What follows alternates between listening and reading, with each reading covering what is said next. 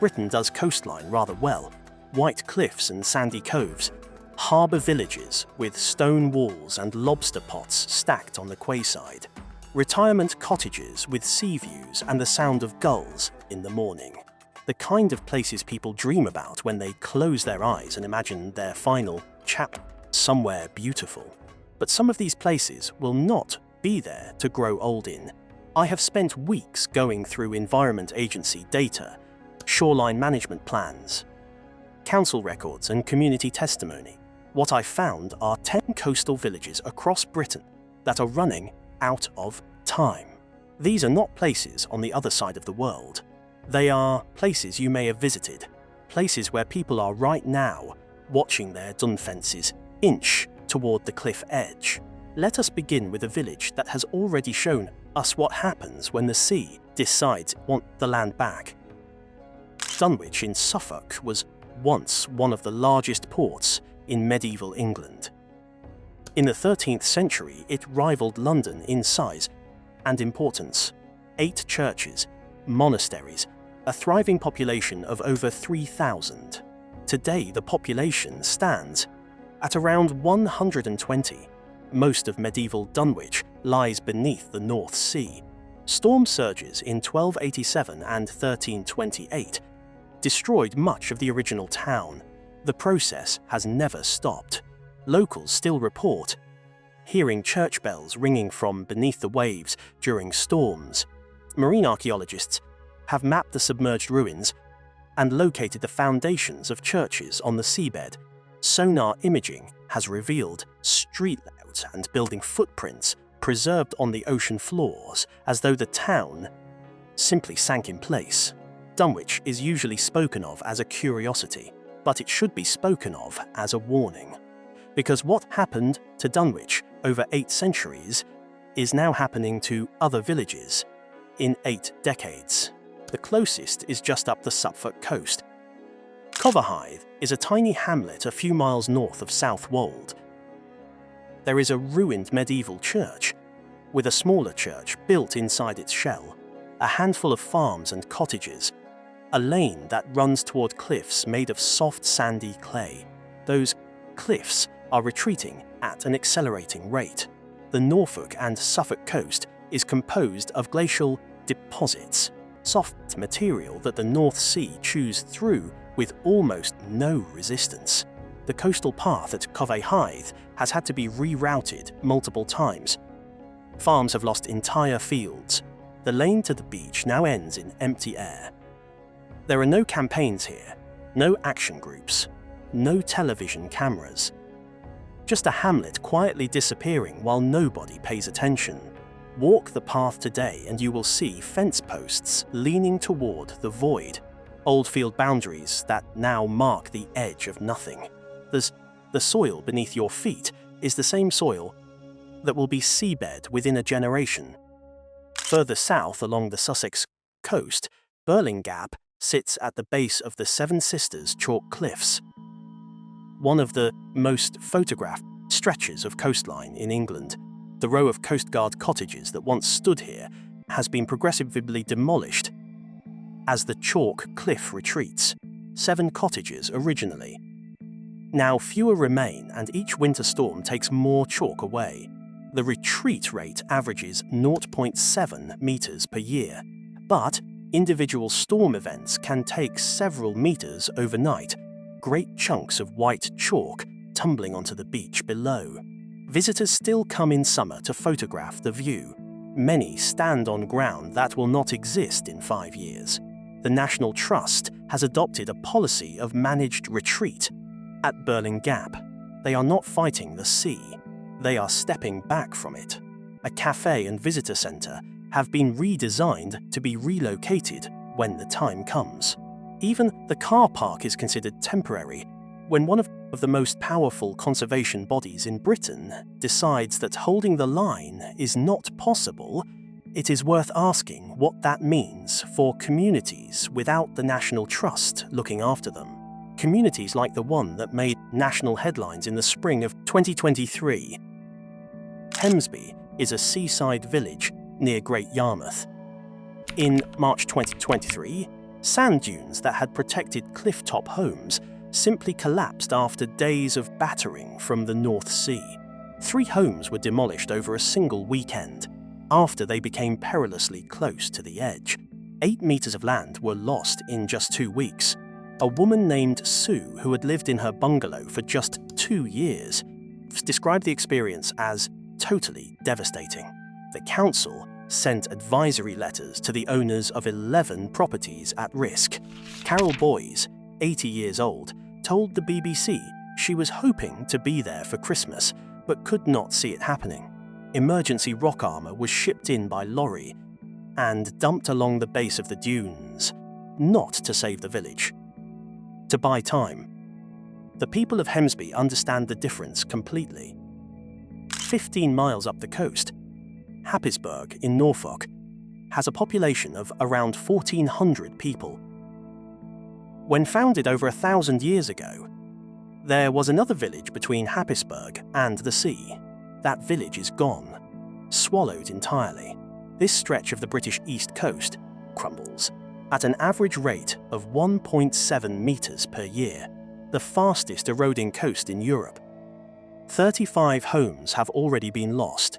The famous striped lighthouse that once sat safely behind fields now stands dangerously close to the edge.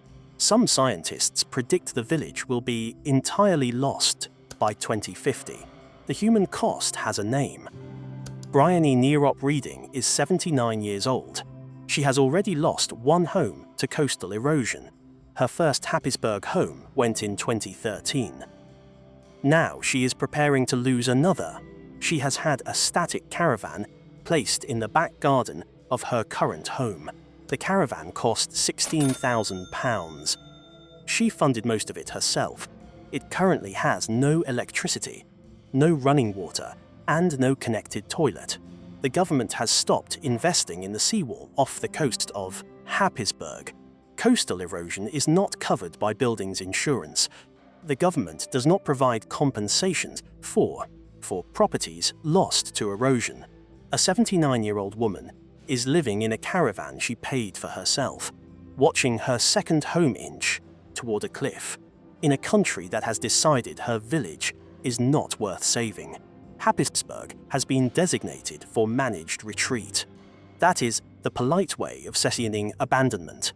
Drive through the village, and you will see concrete slabs jutting from the cliff face, remnants of driveways that once led to front doors, garden ornaments hanging in the exposed soil, a ceramic bird bath suspended halfway down the cliff.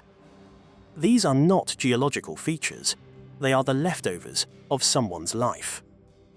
The Holderness coast in the northeast of England endures the highest rate of coastal erosion in Europe. Up to 32 villages dating back to Roman times have already been lost to the sea along this stretch. Their names survive only on old maps and in parish records. Auburn, Hartburn, Hyde, entire communities that once had churches and markets and families, who thought they would be there forever. Skipsea sits in the middle of this devastation. The village lies on soft boulder clay, and a combination of stormy weather and rising sea levels caused more than 10 meters of cliff to disappear from a 2-mile stretch in just 9 months. Until recently, 19 properties sat along Green Lane near the coast. Now, there are 16. The remaining residents will likely need to vacate within a couple of years. Sea defences have protected neighbouring towns like Hornsey and Bridlington, but Skipsea, with its population of about 700, has not been defended. The cold arithmetic of coastal defence means protecting a village of 700 simply does not add up against the millions it would cost. Historically, the legal and financial burden of demolition often loomed over the homeowners themselves, though recent local authority grants have stepped in to cover these agonizing costs. The sea does not wait for permission. At the southern tip of the Holderness coast, Spurn Point is home to a lifeboat station, a lighthouse, and a military heritage stretching back centuries. During both World Wars, it served as a military installation. Guarding the entrance to the Humber estuary, concrete gun emplacements and observation posts still dot the narrow spit, slowly being reclaimed by sand and tide. Government climate projections predict sea level rise will completely cut off Spurn Point by 2050. The spit was breached during a storm surge in 2013, and the road was destroyed. The lifeboat crew still lives there, because someone has to.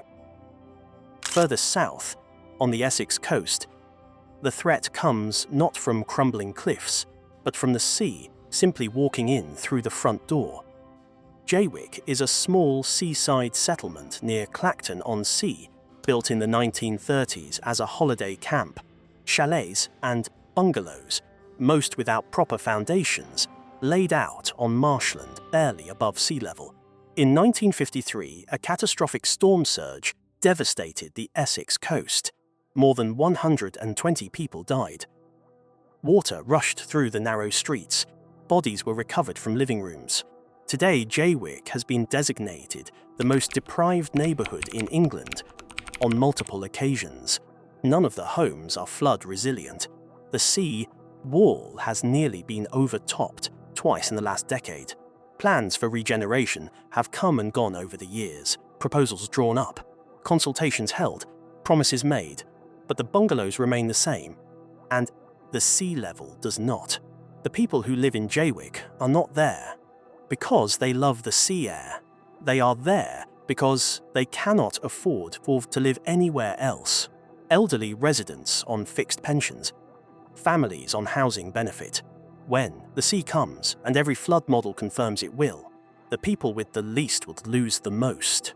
Walk down brooklands or grasslands, and you will see set-sea net curtains in small windows, mobility scooters parked beside front doors, satellite dishes bolted to walls that were never built to last a century. These are people with nowhere left to retreat to.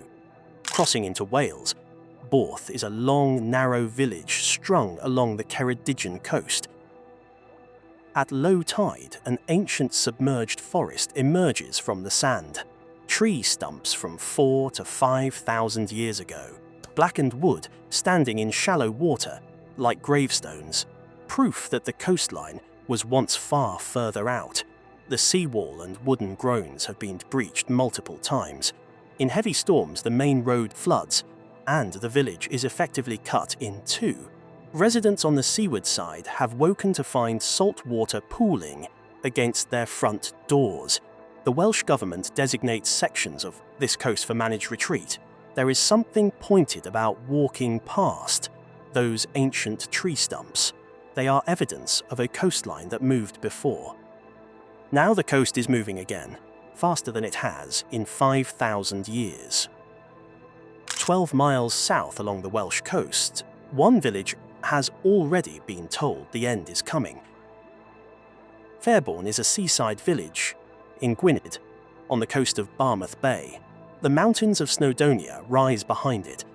Population roughly 850, a Victorian holiday village, with a miniature railway, a stretch of clean beach and mountains, views that take your breath away. Gwynedd Council decided it can no longer defend the homes from rising sea levels. Within a 26-year period, a task force will begin to move the 850 residents out, every last one. The whole village will then be dismantled. Houses, shops, roads, sewers, gas pipes, electricity pylons, all of it torn down. Fairbourne will become the first community in the United Kingdom to be decommissioned. As a result of climate change, the residents only learned of this decision from a BBC Wales television programme in 2014. Nobody told them directly. Overnight, property prices collapsed by 40%. Mortgages were withdrawn by lenders. House sales fell through. People who had put their life savings into retirement homes watched the value drain away in weeks. There will be no compensation for loss of property value. Residents may have to contribute £6,000 toward demolishing their own homes. They are still there. The miniature railway still runs on sunny afternoons. Children still build sand castles on the beach. But the people who want homes here as a retirement dream cannot sell because no buyer will take the risk. They cannot stay because the council has told them the village will be dismantled. They do not know exactly when. They do not know where they will go. They know only that the sea is rising, and the distance between the water and their front doors is measured not in miles but in years.